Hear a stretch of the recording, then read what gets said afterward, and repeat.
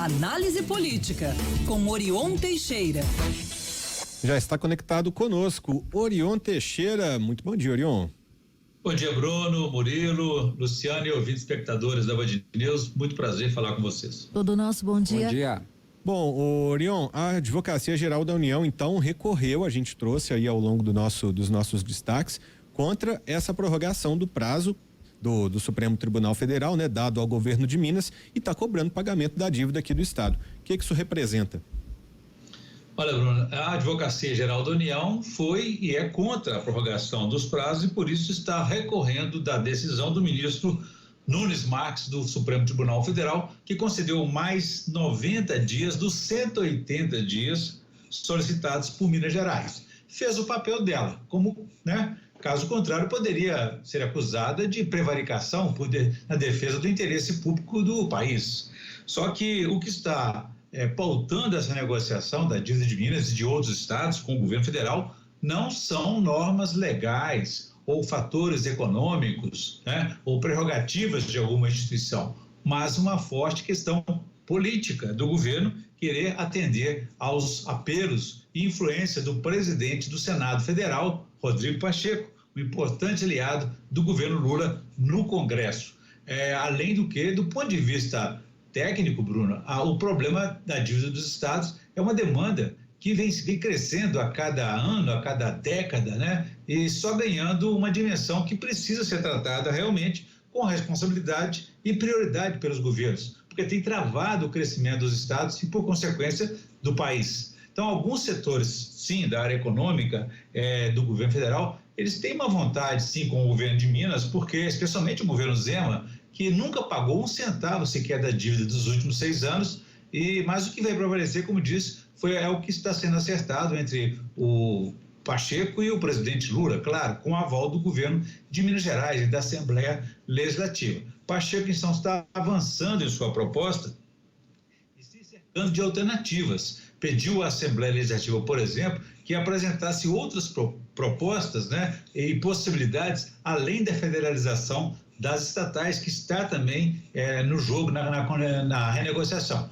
Minas é o único estado que tem ativos a oferecer, como as estatais, Codemig, Copasa e Semig. O governo do Rio Grande do Sul, por exemplo, que não tem mais empresas, porque privatizou praticamente todas elas, está tentando passar o Banrisul. O Banrisul é o banco estatal de lá, mas o governo federal não quer saber de banco, mas demonstra muito interesse quando se trata de empresas estatais de energia elétrica ou da mineração, como a Codemig.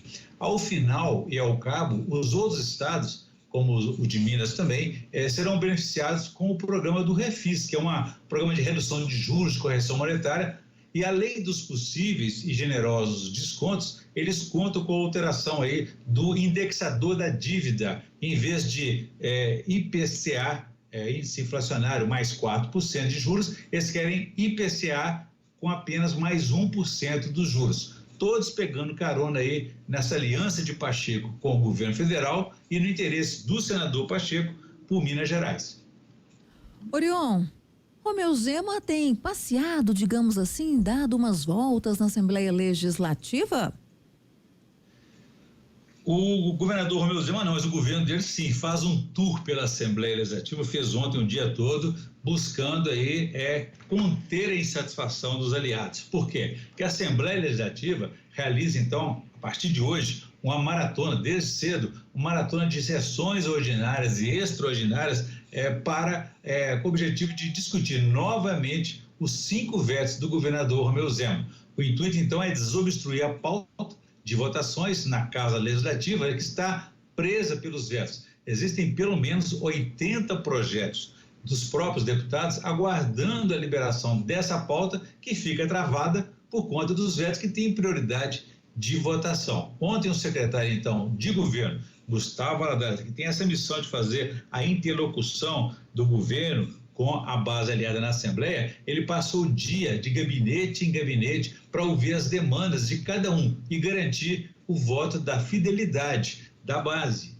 Alguns deputados recorrem àquela máxima, Luciana, de criar dificuldades para vender facilidades. um jargão típico aí da prática no fisiologismo e do Centrão, muito conhecida pelos deputados do Centrão, seja em Brasília, seja aqui em Minas Gerais, onde quer que seja, até mesmo em Belo Horizonte. O governo Zema, como não é diferente, apesar de seu marketing, ele fez e faz o mesmo jogo para não perder a parada e garantir a manutenção de seus vetos. Um desses vetos mantém e garante a vida boa das mineradoras, outro dificulta o combate à pobreza. São prioridades do Partido Novo. Então, ontem os parlamentares realizaram uma reunião ordinária e uma extraordinária, mas a votação dos vetos não aconteceu. Eles voltaram a se reunir então hoje cedo para uma reunião extraordinária, às 10 horas, às 14 horas tem outra e às 17 horas, na tentativa então de desobstruir essa pauta aí. Os deputados têm 5 vetos para serem apreciados e desses 4 são parciais e 1 total.